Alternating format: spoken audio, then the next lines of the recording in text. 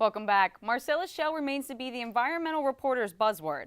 An Indiana County gas well was vandalized almost 2 weeks ago, and in Pittsburgh, a Washington County judge approves adding a Marcellus Shale anti-drilling referendum to the Peters Township voting ballot in November. Peters Township officials had sued to keep it off the ballot after the township's Marcellus Shale Awareness Group collected 2,500 signatures to let voters have the choice to amend the charter to ban gas drilling and hydraulic fracturing. They said the referendum could eventually expose Peters Township to litigation from drilling companies and those who want to lease their land for drilling. Those in favor of the referendum argue that this won't result. And New York's anti-Wall Street demonstration group is coming to Pittsburgh. Occupy Pittsburgh will host a demonstration downtown on October 15th. At a Shadyside church last week, the liberal group made plans to keep the event upbeat and non-violent.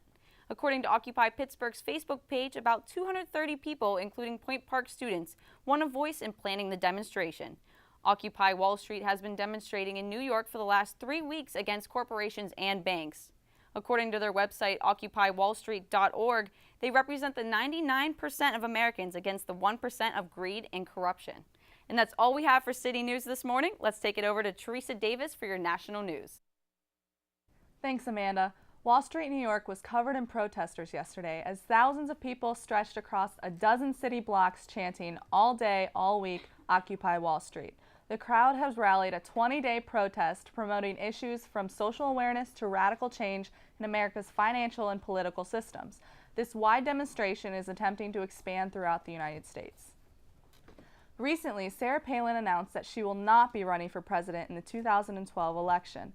The former Alaskan governor stated in a report that she devotes herself to God, her family, and then her country, and that her priorities will stay in that order.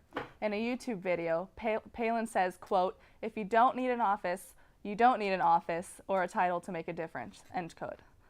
If you haven't heard already, Apple co-founder Steve Jobs died yesterday at age 56. Although his death was dreaded, it was not unexpected. Jobs had been battling pancreatic cancer for years and ended up taking a medical leave in January. Throughout his lifetime, he led Apple to a mobile revolution with the popular devices we all know as the iPhone. Jobs was able to transform entire industries with his inventions. He built a reputation as a perfectionist who oversaw almost every detail of Apple's products. Jobs also co-wrote his first biography, which is planned to be published in November. News today, let's go back to Alex at the couch. Thanks, Teresa. Did you know that Point Park now has a rugby team? The small group is picking up speed this year and growing in membership. They still hope to gain more members in order to gain a collegiate level status. Here's Akasha Brandt with more on the team. Point Park Rugby Club is gaining steam. The club, started last fall by Lindsay Monaco, is ambitiously moving its way up. This semester, the club was sanctioned by USG, got a budget, and elected officers. Next step is becoming part of the rugby union. Student enthusiasm is what drives the Point Park University rugby team. The group is mainly grassroots. Many practices and games are scheduled on the fly and announced by Facebook, emails, and word of mouth. Members go to practices and games when they have time, fitting the club into their busy lives. Many of the members have little to no previous experience with rugby. Well, I just wanted to point out that we only have here 3 guys that have ever played in the past, the one from Australia that you have talked to before, and 2 of the captains played in high school. Other than that, every other member either played football, wrestled, or did nothing in high school, and they just decided to play a sport here. The rugby club plays games with many of the area colleges, including Pitt, CMU, and Duquesne. They've even played further teams such as IUP and West Virginia. Pretty much every college around the area has a team. It's just rugby's not that known and not a lot of people know about it. The club's founder, Lindsay Monaco, has a strong rugby background. When I moved to Pittsburgh, I got recruited to play for the Angels, and I started playing Pittsburgh rugby for a while, and then I got recommended to play for USA, so I've been working on that and working on that goal for the Cups and the Olympics. Monaco brings her experience to the table as an advisor to the team.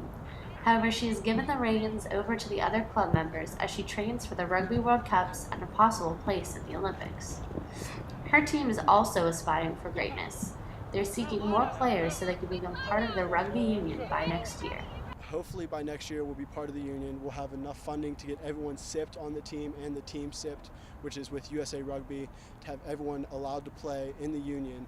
And we'll have scheduled games, and we're going to hopefully get as many people out as we can to see it. We're the first contact sport at Point Park, and we're very proud of it. Thanks, Akasha. Coming up next on Daybreak, we have weather reporter Mary Hours with this week's forecast. And we'll have Akasha Brandt in the studio to share her favorite cookie recipe with us. Stay tuned.